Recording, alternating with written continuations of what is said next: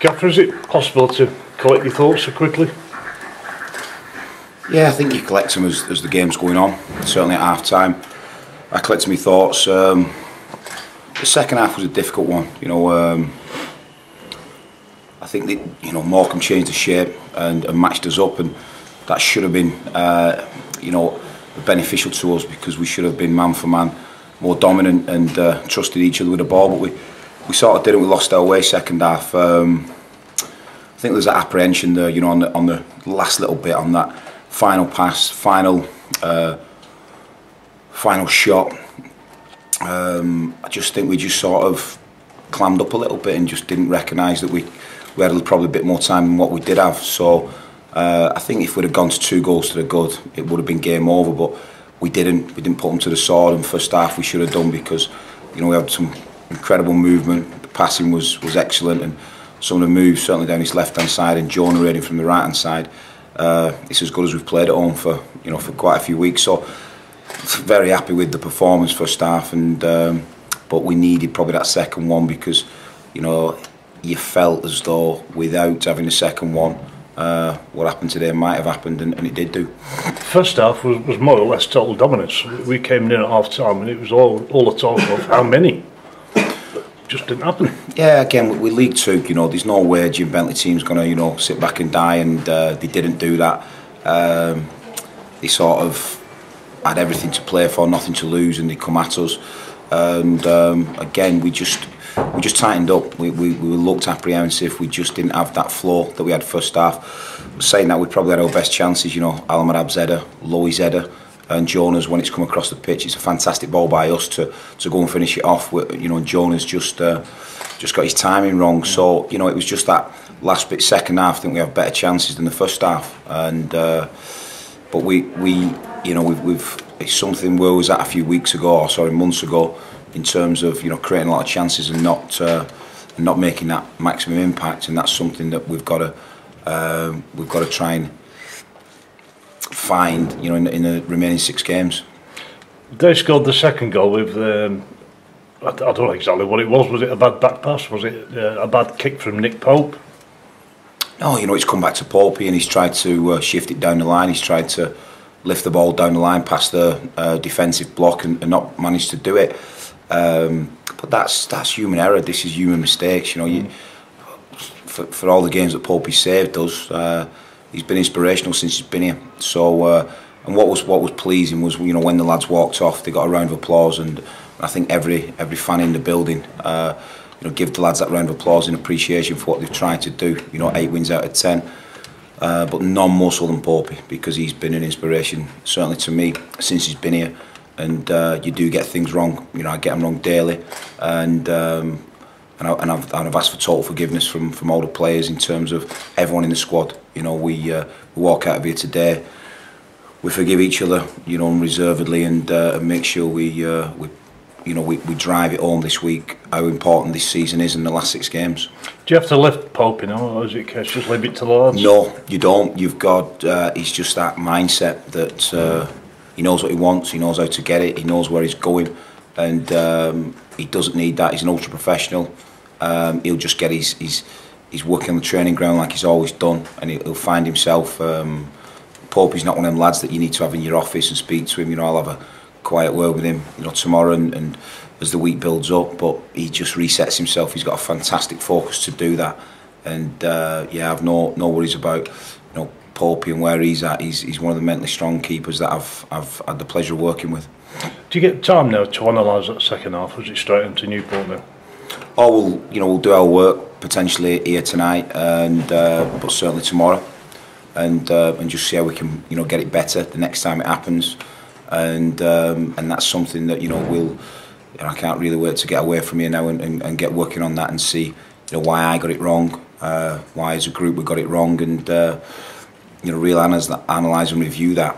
So that's something that I've got to do, got to learn from that, and hopefully if it happens again we can affect it differently.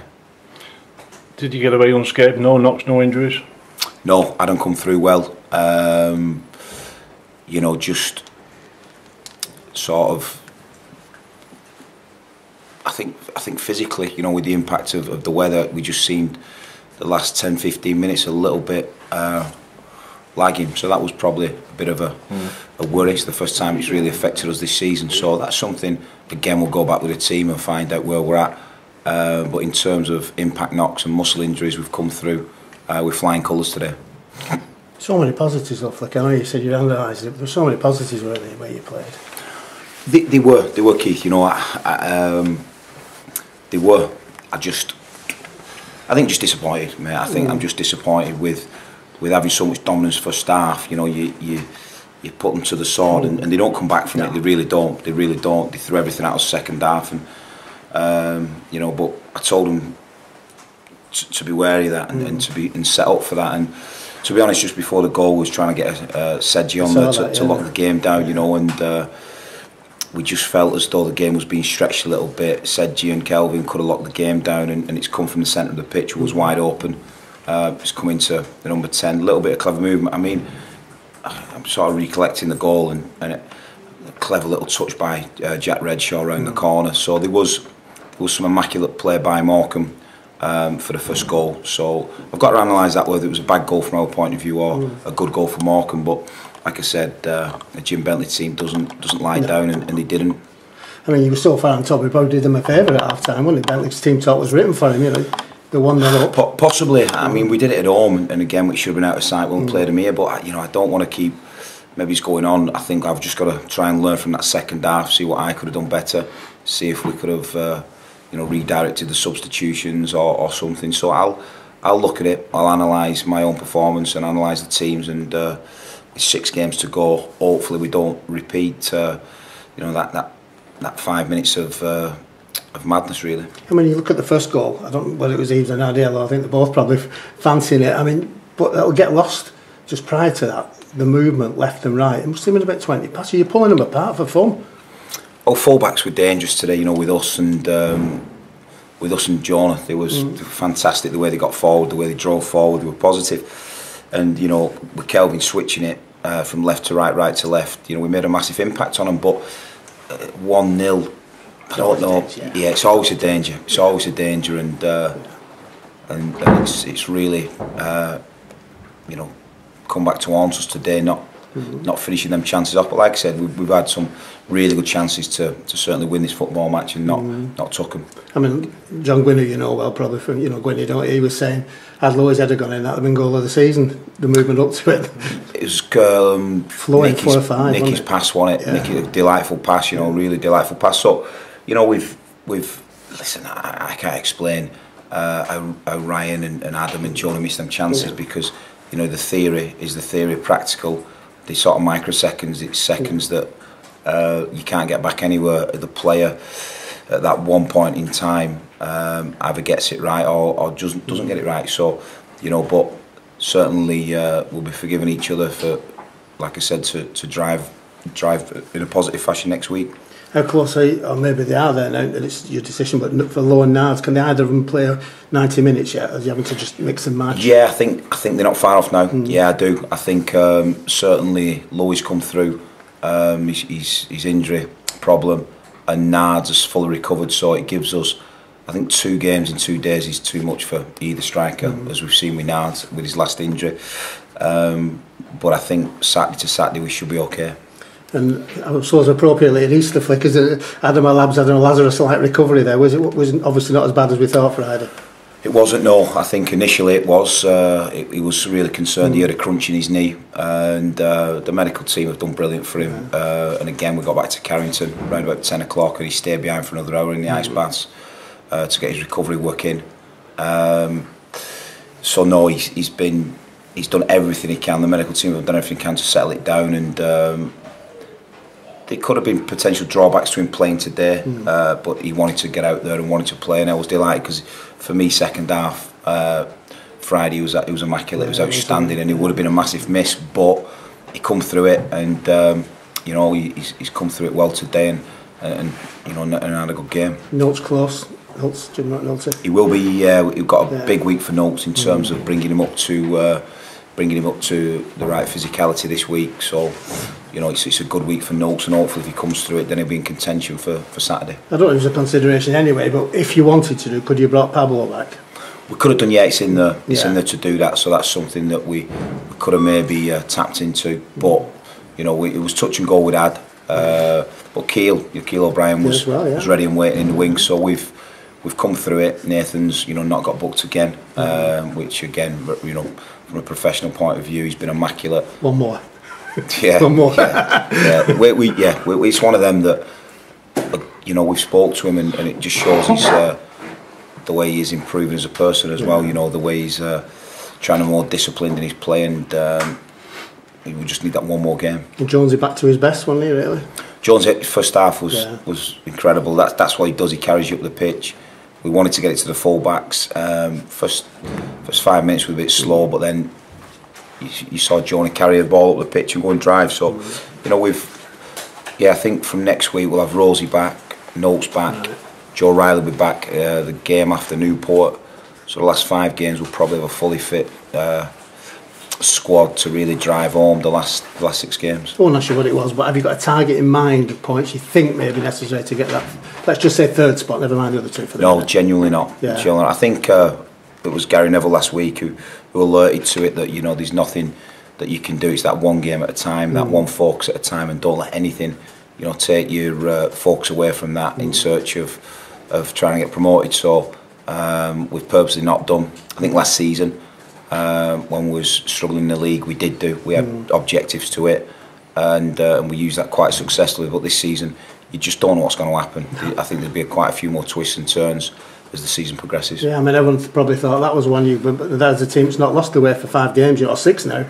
So they were on decent form away anyway. Yeah, they were. But again, you know, I think it should have been out of sight. And that's the thing that sort of disappoints you, that it wasn't, and disappointed for the fans, because they were outstanding, incredible down at Cambridge. The atmosphere they created and the way they supported the team, and afterwards, the scenes afterwards.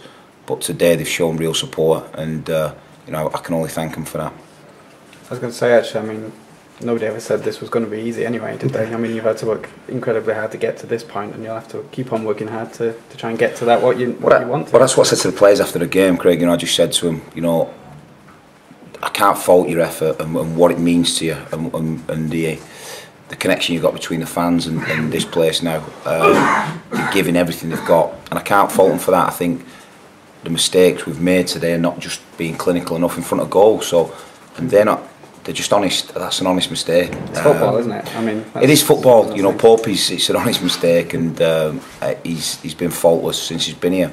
But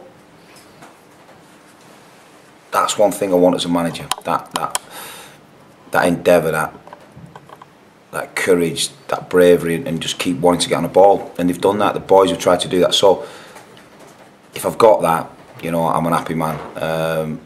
It's when you've not got that and you're searching for that. So while they give me everything, I can't complain.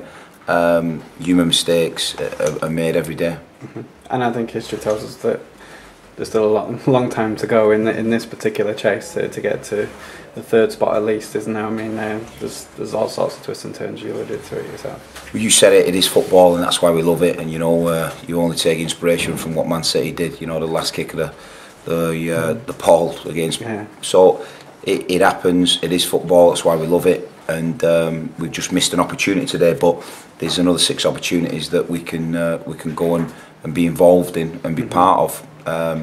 Not much has changed today, but we've just lost one. We've lost a game of football. But apart from the actual stats in terms of, you know, the 4 points we've still got to gain, we've still got to chase that up. Yeah, exactly. Just one sort of interesting point really at half time. I suppose one of the things that people might have been talking about in the dressing room was the dubious goals panel. I think Nads probably would have headed that one up. Was it definitely Tommy's goal? Is it definitely going to be his? I want to see it. I think I've not seen it yet. It's something I do want to see, because obviously we need to clarify it up. I think Tom's reaction, when he thought he got it, was a great one, because obviously he's so desperate to score for the club and do well. But if Nads can fight for it, believe me, Nads will be fighting for that. I did see at the time, I mean, Tom's clenched his fist towards the dugout, and at the same time behind you've got Nads going, it was me. So I mean, it was a double jeopardy one. Yeah. I don't know. It's one we can have a look at. Does it matter, Gaffer, who scored? Not to me, but to a striker, believe me, it does matter. They're a strange breed, and they live off goals, they thrive off goals, and yeah, to a striker, it matters more than anything. But you know, we've it does. They'll really want to clear that one up. Okay. Cheers, guys. Cheers.